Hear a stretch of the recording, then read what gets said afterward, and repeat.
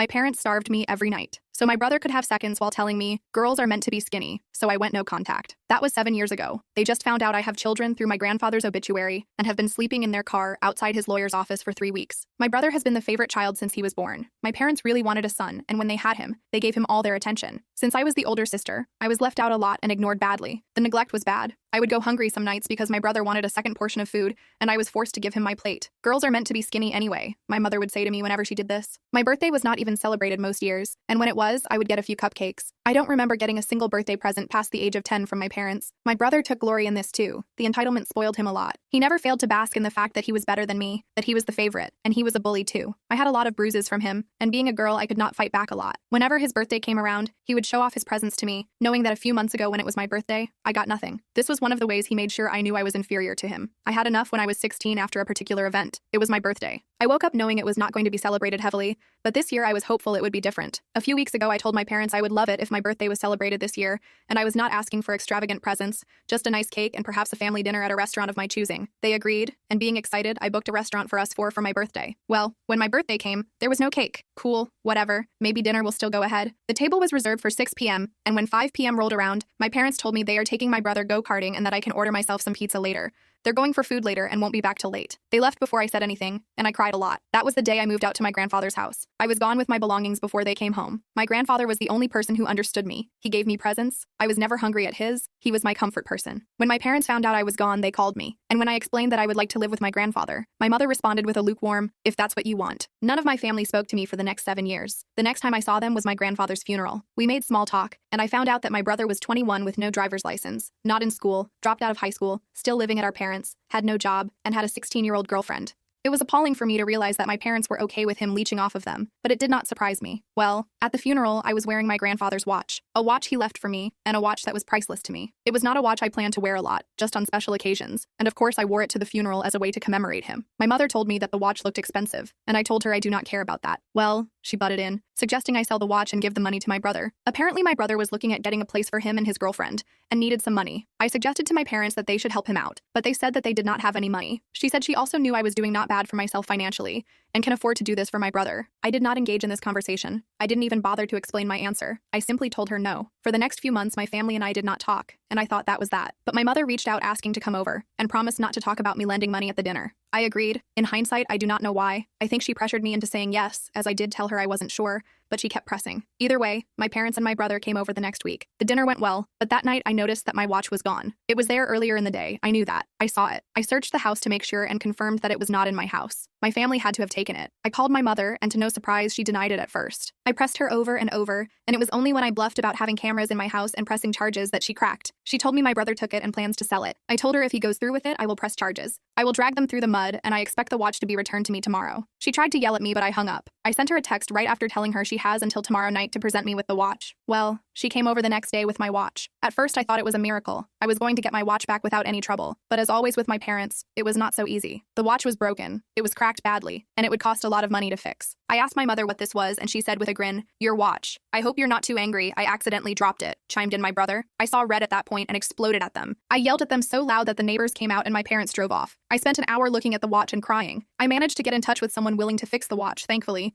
but I could not allow my brother to do such an awful thing and go unpunished. So what I did was quite petty, I have to admit, but it's also something that my brother has coming. I went onto my Instagram and messaged my brother's girlfriend. "Here is a picture of what your boyfriend did to my grandfather's watch, the watch I cherished." I then went on to say what my brother and parents put me through when I was younger, as well as our backstory. I also asked her if she thought that a 21-year-old man dating a 16-year-old was normal. She thanked me, and I can guess she left him, because I got so many angry messages and calls from my family blaming me, calling me a vengeful bitch and all sorts of names. I think I'm going to go no contact, and potentially even report my brother's relationship to the police, as his girlfriend revealed to me that he was physically and sexually abusive at times too. I stared at my phone screen, reading Jade's message over and over. The words blurred through my tears, but not from sadness this time. Pure rage coursed through my veins as I processed what she'd told me. My brother wasn't just a spoiled brat anymore. He was a predator. My hands shook as I screenshot the conversation. Evidence. I needed evidence of everything. I pulled out my laptop and started creating a folder, methodically organizing every text, every voicemail, every shred of proof I had. The broken watch sat on my desk, its cracked face catching the light from my desk lamp. The doorbell rang, making me jump. Through the peephole, I saw 2 police officers standing on my porch. My heart hammered as I opened the door. "Maya Chen?" the taller officer asked. I nodded, gripping the doorframe. We received a report about a domestic disturbance at this address earlier today. Your neighbors called it in. Of course, the screaming match with my parents. I invited them in, explaining the situation as calmly as I could manage. They took notes, asked if I wanted to file a report for the theft and vandalism of the watch. I said I'd think about it. After they left, I returned to my laptop. Jade had sent more messages, photos of bruises on her arms, screenshots of threatening texts from Noah. My stomach churned. She was asking what she should do, where she could go. Her parents didn't believe her when she tried to tell them about the abuse. I gave her the number for a local women's shelter and offered to go with her to file a police report. She said she'd think about it, that she was scared. I understood that fear all too well. My phone buzzed again. Mother. I almost didn't answer, but something made me pick up. You've ruined everything, she shrieked. Noah is devastated. That girl left him because of your lies. They weren't lies, I said flatly. He would never hurt anyone. You're just jealous because… I hung up. There was no point. She'd never believed me about the bruises when we were kids. Why would she believe Jade now? I spent the next hour researching. In our state, the age of consent was 16, but there were still laws about coercion and abuse. If Jade was willing to press charges, Noah could face serious consequences. The physical evidence she'd sent would help. Another knock at my door. This time, I checked the security camera app on my phone first. Noah stood on my porch, his face twisted with rage. I didn't open the door. I know you're in there, he yelled, pounding on the wood. You destroyed my life. She was perfect.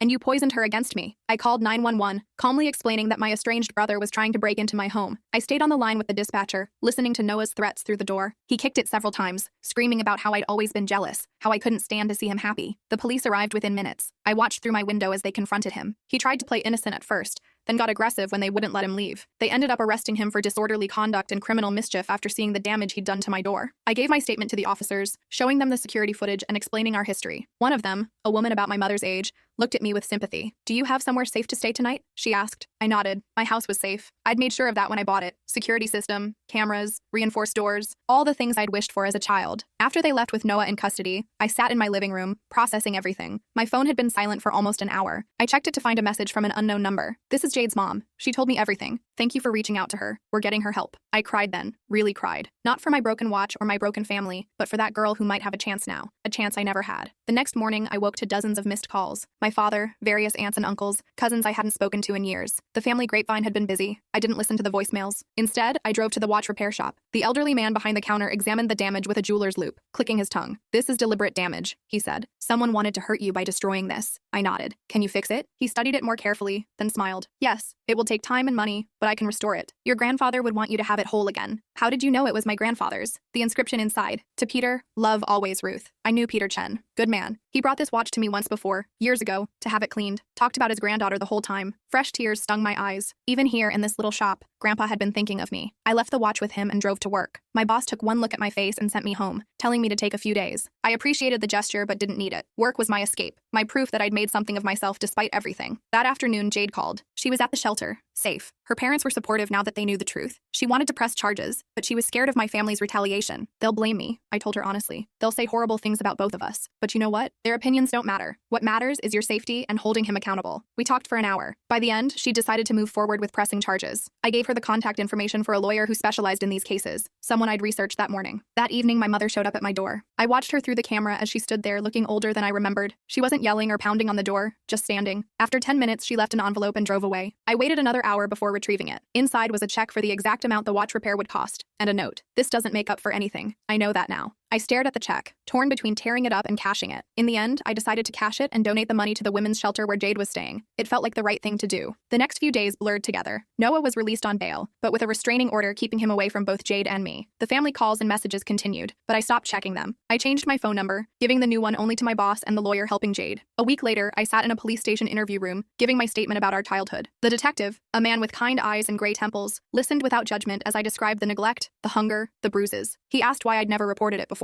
Who would have believed me? I said. He was the golden child. I was just the jealous sister. He nodded like he'd heard this story before. Maybe he had. Jade's case moved forward. More girls came forward, classmates of hers who'd noticed things but hadn't known what to do. The investigation expanded. My brother's perfect image cracked and crumbled. I got a new message from my mother. The police came to the house. They're asking questions about when you were children. What did you tell them? I didn't respond. There was nothing left to say. The watch repair took 3 weeks. When I picked it up, it looked perfect, like nothing had ever happened to it. The elderly repairman refused to take payment, saying my mother had already covered it. Your grandfather would be proud of you, he said as he handed it over. Standing up for what's right, even when it's hard. I wore the watch home, feeling its familiar weight on my wrist. It ticked steadily, keeping perfect time, unmarred by the violence it had endured. Like me, it had been broken, but not destroyed. That night, I sat at my computer and started typing. I'd found a support group online for people who'd grown up with golden child siblings. My story poured out: the hunger, the bruises, the birthday that broke me, the watch that brought everything full circle. The responses came quickly. Others who'd lived through similar experiences, who understood the particular pain of being invisible in your own family. For the first time in my life, I felt truly seen. My phone, my new number that only 3 people had, rang. It was the lawyer. "Jade wanted me to tell you that your brother took a plea deal," she said. "He's going to serve time. Not as much as he deserves, but it's something." After I hung up, I sat in the silence of my home, the home I'd bought with my own money, where I'd never gone hungry, where no one could hurt me. I looked at my grandfather's watch, running my finger over its restored surface. Tomorrow, I'd start the process of getting a permanent restraining order against my entire family. I'd continue therapy. I'd keep building the life Grandpa always believed I deserved. But tonight, I just sat with the weight of it all, knowing that sometimes the best revenge isn't revenge at all. It's simply refusing to let them win. The restraining order paperwork sat on my kitchen counter for 3 days before I finally filled it out. Each time I picked up the pen, my hand trembled, not from fear, but from exhaustion. 23 years of survival mode had left me running on empty. Work became my sanctuary during those first weeks after Noah's arrest. My coworkers noticed the dark circles under my eyes but didn't pry. My supervisor, Nathaniel, quietly rearranged my schedule so I could attend court hearings without using vacation days. Small kindnesses from near strangers meant more than my family's conditional love ever had. The watch repair shop called on a Tuesday morning. Mr. Chen, no relation, despite the shared surname, wanted me to see the restoration progress. When I arrived, he showed me how he'd carefully reconstructed the shattered crystal, preserving the original mechanisms underneath. "Some breaks heal stronger," he said, adjusting his magnifying glasses. "The cracks become part of the story." I thought about those words as I drove to meet Jade's lawyer. The conference room smelled like stale coffee and photocopier toner. Evangeline Martinez had been practicing law for 20 years, specializing in cases involving vulnerable youth. She didn't sugarcoat the situation. "Your brother's lawyer is pushing hard for a reduced sentence," she explained, sliding documents across the table. "They're painting Jade as a troubled teen who pursued an older man.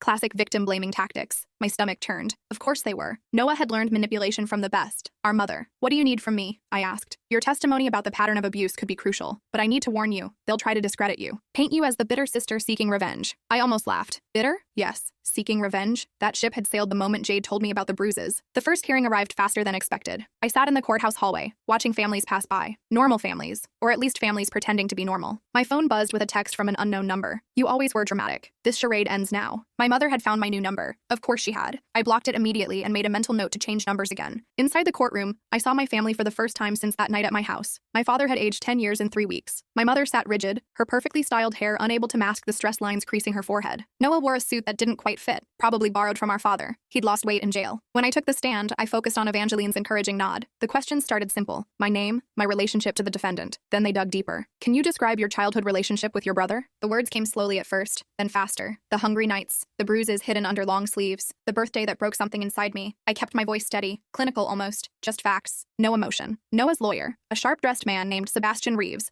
stood for cross-examination. His smile reminded me of a shark circling wounded prey. "Ms. Chen, isn't it true that you haven't spoken to your family in 7 years?" "Yes." "And this estrangement began when you were 16? "Correct." "Some might say that's a long time to hold a grudge." Evangeline objected before I could respond. The judge sustained it, but Reeves had made his point. The bitter sister narrative was already being planted. "You contacted my client's girlfriend on social media, correct?" "Yes." "Sent her private family information?" "I told her the truth about our family dynamic." "And suggested she leave him?" "I asked if she thought a 21-year-old dating a 16-year-old was normal." "So you interfered in their relationship based on your own admitted bias against your brother?" My hands clenched in my lap. I interfered because she deserved to know who she was dating. The questioning continued for another hour. By the end, I felt hollowed out, scraped clean, but I'd said what needed saying. Outside the courthouse, my mother intercepted me by my car. Up close, I could see the designer concealer failing to hide the bags under her eyes. "Happy now?" she hissed. "You've destroyed our family. You destroyed our family the day you decided I was worth less than him," I replied, unlocking my car. She grabbed my arm. Her manicured nails dug into my skin. "He's going to prison because of you. Your brother. Prison." I pulled free. "He's going to prison because he's an abuser, just like you enabled." Her hand moved fast, the slap catching me across the cheek. For a moment, we both froze. Then I smiled. "Thank you," I said, "for doing that in view of the courthouse security cameras." Her face went pale. I got in my car and drove away, leaving her standing in the parking lot. That night, I found myself at Grandpa's grave. The cemetery was quiet, just the sound of wind through the oak trees. I sat on the grass, telling him about the trial, about Jade, about the watch being repaired. "I don't know if I'm doing the right thing," I admitted to the headstone, but I couldn't let him hurt anyone else. A hand touched my shoulder. I jumped, spinning around to find Jade standing there with her mother. She looked healthier than the last time I'd seen her. The haunted look in her eyes had faded somewhat. "I wanted to thank you," her mother Eva said, "for believing her when I didn't." We sat together in the gathering dusk, 3 women bound by one man's cruelty. Jade told me about her therapy sessions, about transferring schools, about slowly reclaiming her life. Her strength humbled me. "I keep having nightmares," she admitted, "that he gets out and comes after me. He won't, I said firmly. And if he tries, he'll have to go through me first. Eva squeezed my hand. You saved my daughter. I'll never forget that. They left as darkness fell. I stayed a while longer, drawing comfort from Grandpa's presence, even in death. The next few weeks brought a parade of flying monkeys.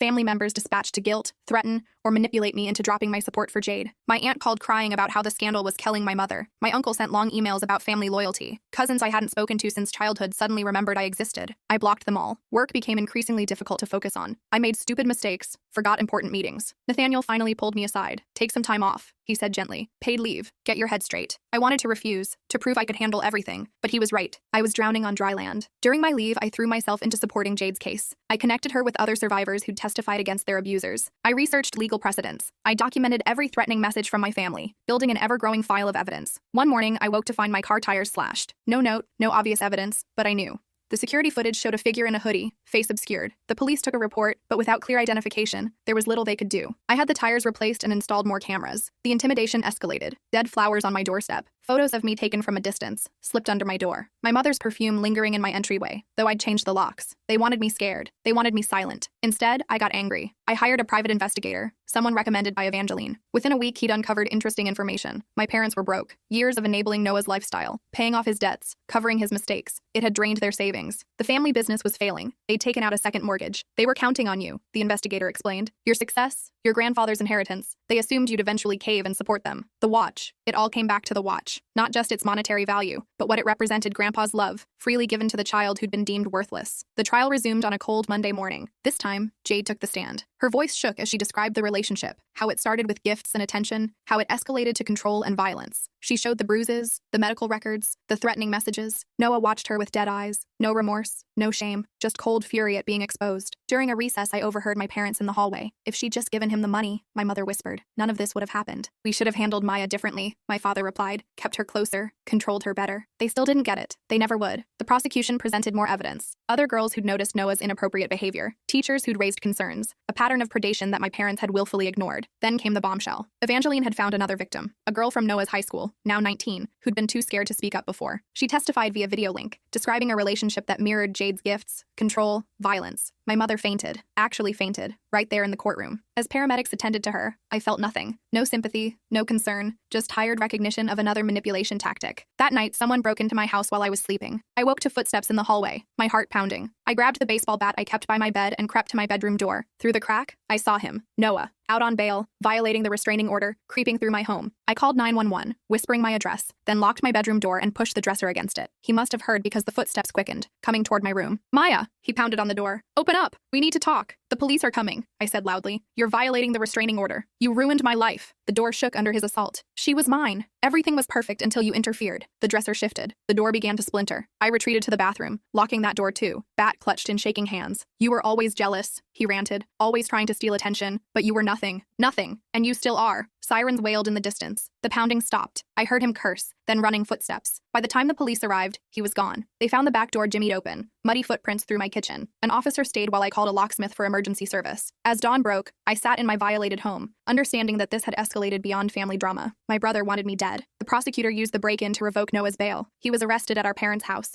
fighting the officers, screaming about injustice. My mother called me from the police station. You have to fix this, she sobbed. Tell them it was a misunderstanding. He just wanted to talk. He broke into my house at 3 a.m., I said flatly. He's your brother. He's a criminal. She hung up on me. It would be the last time we spoke. The trial concluded 2 weeks later, guilty on all counts. The judge, a woman who'd seen too many cases like this, sentenced Noah to 8 years. Not enough, but something. As court officers led him away, Noah turned to look at me. The hatred in his eyes should have scared me. Instead, I felt free. He couldn't hurt anyone from prison. My parents left without a word. Extended family scattered like roaches when lights came on. I stood alone in the courthouse lobby, processing the moment. You did good, Evangeline said, joining me. It couldn't have been easy. It was the hardest thing I've ever done, I admitted. The right thing usually is. I drove home to find a package on my doorstep. Inside, my grandfather's watch, fully restored. The note from Mr. Chen read, like new, but with more character. Your grandfather chose well when he chose you. I put it on immediately, feeling its weight anchor me to something good, something pure. That evening, I met Jade and her mother for dinner. We celebrated quietly, acknowledging the victory while recognizing the long road ahead. Jade would need years of therapy. The trauma didn't disappear with Noah's conviction. What will you do now? Eva asked me. It was a good question. For 23 years, I'd defined myself in opposition to my family. The unwanted daughter, the escaped sister, the truth-telling survivor. But who was I without them to push against? I don't know, I said honestly, but I think that's okay. We parted with hugs and promises to stay in touch. I drove home through quiet quiet streets, the watch ticking steadily on my wrist. My phone buzzed. Another unknown number. I almost ignored it, then recognized the area code. Our old neighborhood. Maya, this is Mrs. Patterson. From next door when you were kids? I remembered her. She'd sometimes slipped me sandwiches when she saw me sitting hungry on the porch. I heard about the trial, she continued. I wanted to call sooner, but, well, I'm sorry I never did more. We all saw how they treated you. The whole neighborhood knew. We should have helped. My throat tightened. Thank you for calling. I have something for you. Your grandfather gave it to me years ago, asked me to hold on to it until the right time. Can we meet? We arranged to meet that weekend. I hung up, curious about what other secrets Grandpa had left behind. The house felt different now, safer, despite the break-in. I'd installed new locks, better security, but that wasn't it. The threat was contained. For the first time in my life, I didn't have to look over my shoulder. I made tea and sat at my kitchen table,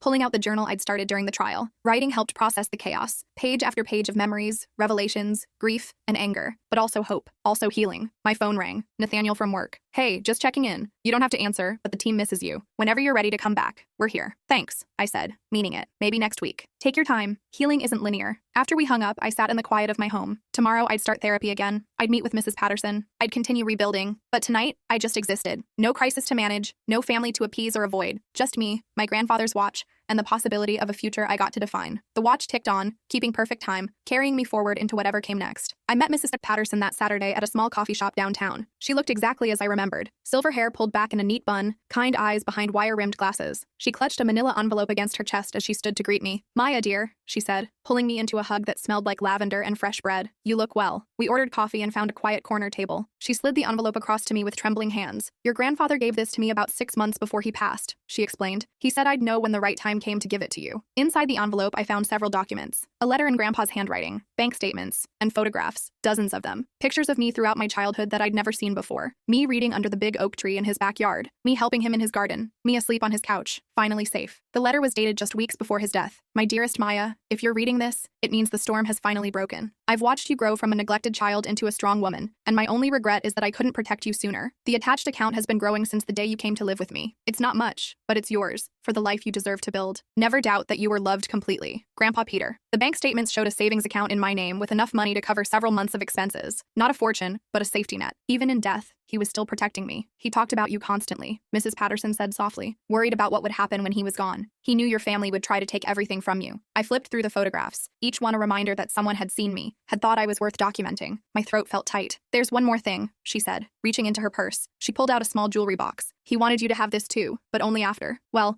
after things with your family reached their conclusion. Inside was a delicate gold necklace with a small compass pendant. I recognized it immediately. Grandpa had worn it every day. He used to let me play with it when I was small, telling me stories about how it would always help me find my way home. I put it on immediately, feeling its weight settle against my chest. Between the watch and the necklace, I carried pieces of him with me always. Mrs. Patterson reached across the table and squeezed my hand. I'm sorry I never did more when you were young. We all knew what was happening, but we didn't know how to help. You fed me when I was hungry, I reminded her. That was everything. We talked for another hour. She told me stories about Grandpa I'd never heard, about how he'd fought with my parents over their treatment of me, how he'd consulted lawyers about custody but been told his chances were slim, how he'd never stopped trying to protect me, even when I didn't know it. When we parted, she hugged me again. You've grown into exactly the woman he knew you'd become, she said, strong and kind despite everything. I drove home with the envelope on my passenger seat, processing this new revelation. Even now, months after his death, Grandpa was still looking out for me. My phone rang as I pulled into my driveway. Evangeline. Maya, I wanted to give you a heads up. Your parents have hired a lawyer. They're planning to contest your grandfather's will, claiming undue influence. My stomach dropped. Of course they were. The watch, the house he'd left me, now this hidden account. They wanted it all. Do they have a case? I asked. Not a strong one, but they're also filing a civil suit against you for defamation and emotional distress related to Noah's conviction. I laughed. Actually laughed. The audacity was almost admirable. Let them try, I said. I have evidence of everything. That's what I like to hear. I'll handle this. Don't worry. But I wasn't worried. For the first time in my life, I had resources. Not just money, but proof of love, documentation of truth, and people willing to fight beside me. That night, I sat at my computer updating my resume. The leave from work had given me clarity. I needed a fresh start, somewhere my family's shadow couldn't reach. I'd started applying to jobs in other cities, other states. The world felt suddenly full of possibilities. My security system chimed. Motion at the front door. I checked the camera to see my father standing on my porch, alone. He looked haggard, shoulders slumped in defeat. I didn't open the door, but I did turn on the intercom. What do you want? I asked. He startled at my voice, looking around before spotting the camera. Maya, please, can we talk? We're talking now. He shifted uncomfortably. Your mother doesn't know I'm here. First, I wanted to apologize. I said nothing, waiting. We failed you, he continued, voice cracking. I failed you. I see that now. What we did, what we allowed Noah to do, it was wrong. Is this about the lawsuit? I asked flatly. Because if you're here to manipulate me, no. He looked genuinely shocked. I didn't even know about that until today. Your mother, she's spiraling. She won't accept what Noah did. She keeps saying it's all a misunderstanding, that you poisoned everyone against him. And you? What do you say? He was quiet for a long moment. I say my son is exactly what we made him, and my daughter survived despite us. It was the closest thing to accountability I'd ever heard from him, but it wasn't enough. Not nearly enough. I can't undo the past, he said, but I wanted you to know. I'm getting help. Therapy. Trying to understand how I let this happen. Good for you, I said, meaning it. But that doesn't change anything between us. I know. I don't expect forgiveness. I wanted you to know. He stood there for another moment, then turned and walked back to his car. I watched him drive away, feeling nothing but tired recognition. Too little, too late. The next morning brought more drama. A process server at my door with papers. The civil suit as promised. I flipped through it, almost amused by the accusations. Defamation. Intentional infliction of emotional distress. Interference with family relationships. They were seeking damages that exceeded my entire net worth. I called Evangeline immediately. Don't worry, she assured me. This is desperation. They're throwing everything at the wall to see what sticks. We'll file a countersuit for the theft and destruction of the watch, the years of abuse, the attempted break-in. They open this door, we'll walk through it. Over the next few days, I gathered more evidence. Medical records from my teenage years showing malnutrition. School reports documenting concerns about my welfare. Character witnesses who'd seen the neglect firsthand. The case my family was building against me was actually strengthening my position. Jade called midweek with an update. The prosecution had offered Noah another plea deal. 5 years instead of 8 if he agreed to counseling and registration as a SX offender. Her voice shook as she told me, "Take the deal," I advised. 5 years is still justice, and the registration will follow him forever. Are you sure? After everything he did to you too? This isn't about me, I said firmly. It's about keeping you and other girls safe. The registration does that better than extra prison time. She agreed to discuss it with Evangeline. After we hung up, I sat with the weight of that decision. 5 years. It wasn't enough, but it was something. And the registration would warn future victims. My laptop chimed with an email notification. A job interview request from a company 3 states away. They'd reviewed my application and wanted to schedule a video call. I responded immediately, my heart racing with possibility. That evening, I found myself packing boxes. Not frantically, not running away like I had at 16, methodically preparing for a chosen future. I wrapped Grandpa's photographs carefully, packed the documents Mrs. Patterson had given me. This time, I was leaving on my own terms. The doorbell rang. I checked the camera to see Eva and Jade standing outside. I let them in, surprised by the visit. "We wanted to thank you in person," Eva said, "for everything, and to give you this." Jade handed me a card. Inside, dozens of signatures. Girls from her school, from the support group, even some I didn't recognize. The message was simple. Thank you for speaking up. After the news about Noah got out, more girls came forward, Jade explained. Not just about him, but about other guys. You started something. A conversation that needed to happen. I stared at the card, overwhelmed. I'd never intended to start a movement. I just wanted to protect one girl. But sometimes that's how change happens. One voice breaking the silence, then another, then another. We also wanted you to know, Eva added. We're moving too. Fresh start for both of us. Jade got into an art program in Portland. That's wonderful, I said, genuinely happy for them. You deserve that fresh start. We talked for a while about their plans, about healing, about the strange bond forged by shared trauma. When they left, I felt a lightness I hadn't experienced before. We were all choosing to move forward, not running from the past, but walking towards something better. The video interview went well. The company was impressed by my experience. My references were solid. They wanted me to fly out for an in-person meeting. I booked the flight immediately, using some of the money from Grandpa's hidden account. It felt right, using his final gift to build the future he'd always wanted for me. 2 days before my flight, the family lawsuit took an unexpected turn. My uncle called, not to harass me, but to inform me that he'd been subpoenaed as a witness. For my side, I told my lawyer about the birthday parties, he said quietly. How Noah always got celebrations while you got nothing. About finding you crying in the garage that Christmas when they gave him a bike and told you girls didn't need toys. I should have said something then. I'm saying it now. The family was fracturing, some siding with my parents, others finally acknowledging what they'd always known but ignored. The golden child narrative was crumbling, and with it, my parents' version of reality. I flew out for the job interview feeling hopeful. The city was beautiful, full of possibility. The interview went even better in person. They offered me the position on the spot, better salary, full relocation assistance, a chance to build something new. I accepted immediately. Flying home, I stared out the window at clouds and felt Grandpa's compass pendant against my chest, finding my way home, just like he'd promised. Only now I understood. Home wasn't a place. It was the life I chose to build. The moving truck arrived 2 weeks later. I'd given notice at work, settled my affairs, prepared for the transition. My parents made one last desperate attempt, showing up as the movers loaded boxes. "You can't just leave," my mother said, mascara already running. "We're your family." "No," I said calmly. "Family doesn't steal from each other. Family doesn't enable abuse. Family doesn't sue each other for telling the truth. We'll drop the lawsuit," my father offered quickly. "Just stay. We can work this out." I almost felt sorry for them. Almost. But I was done sacrificing myself for their comfort. "The lawsuit doesn't matter," I told them. "I'm leaving because I choose to. Because I deserve a life free from your toxicity." My mother lunged forward, but the movers stepped between us. "Ma'am, You need to leave, one said firmly. This is private property. They retreated to their car but didn't leave, watching as my life was loaded into the truck. I felt their eyes on me but didn't look back. I'd given them 23 years. They wouldn't get another minute. The drive to my new city took 2 days. I stopped at Grandpa's grave on the way, leaving fresh flowers and a photo of us together, one Mrs. Patterson had given me. I'm finding my way home, I told his headstone, just like you taught me. The new apartment was small but bright, with windows that let in morning sun. I unpacked slowly, placing Grandpa's watch in a place of honor, hanging the photographs Mrs. Patterson had given me. This was my space, untouched by their poison. My first day at the new job, I wore Grandpa's watch and compass necklace, talismans of love, reminders that I was worth protecting. My coworkers were welcoming, the work engaging. I threw myself into building this new life with the same determination that had helped me survive the old one. 6 months later, I got a call from Evangeline. The civil suit had been dismissed with prejudice. My parents' lawyer had withdrawn after reviewing the evidence we'd compiled. The will contest had also failed. Everything Grandpa left me was legally, indisputably mine. There's one more thing, she said. Noah was denied parole. Jade testified at the hearing about the ongoing impact. He'll serve the full 5 years. Justice. Not perfect, not complete, but justice nonetheless. A year into my new life, I got a message from Jade. She was thriving in art school, her work processing trauma into beauty. She'd started dating someone kind, someone who understood boundaries. She was healing. You saved my life, she wrote. I'll never forget that. But I hadn't saved her. I'd just held up a mirror, shown her what she already knew, but was too scared to see. She'd saved herself. My phone rang one evening, an unknown number, but I recognized the area code. My old city. I almost didn't answer. Then curiosity won. Maya? The voice was familiar but aged. This is your Aunt Sarah. I know you probably don't want to hear from any of us, but I thought you should know. Your mother had a heart attack. She's stable, but it's been rough since you left. I felt nothing. No surge of concern, no guilt, just empty acknowledgement. Thank you for telling me, I said. Will you come see her? Number silence. Then, I understand. I'm sorry, Maya, for all of it. I hung up and went back to making dinner. My hands didn't shake. My appetite didn't vanish. Their crises were no longer mine to manage. 2 years passed. I advanced at work, made friends, built a life filled with chosen family. I dated carefully, honestly,